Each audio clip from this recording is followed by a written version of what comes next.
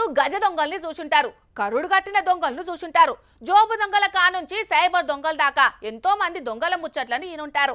అట్లనే కామెడీ దొంగలను, చిత్ర విచిత్రమైన దొంగతనాలు చేసే వింత దొంగల్ని కూడా చూసే ఉంటారోలా. అయితే ఇప్పుడు నేను చెప్పబోయే దొంగని ముచ్చట తెలితే పక్కా షాక్ అవుతారోలా. ఎవరన్నా బంగారు నగలు దోసుకొని పోతుంటే దొంగ దొంగ అని అరుస్తాం కదా, కానీ ఇగో ఈడ ఎలుక ఎలుక అని ఆర్చే పరిస్థితి మోపైందుల్లా.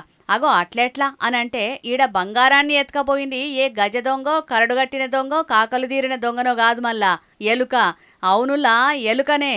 ఓ బంగారు దుకాణంలో దాదాపు 10 లక్షల బంగారు నగలు మాయమైనాయని సీసీ కెమెరాలు చెకింగ్ చేస్తే దాని అంతటికి కారణం ఇగో ఈ బూడ్డెలుకనే అని తేలిందటుల్లా. గమ్మతనిపిస్తున్నది కదా, కానీ ఇదే నిజం. కర్ణాటక రాష్ట్రం తుముకూరులో జరిగింది ఈ చిత్ర విచిత్రమైన దొంగతనం. 10 లక్షల మాల్ పోయిందని షాపోలు మస్తు టెన్షన్ పడ్డారట. ఏం జరిగిందని సీసీ కెమెరాలు తెరిచి చూస్తే 10 లక్షల నగలను ఎలుక తన రంధ్రంలోకి తీసుకుపోయినట్టు సీసీ కెమెరాలలో రికార్డ్ అయింది.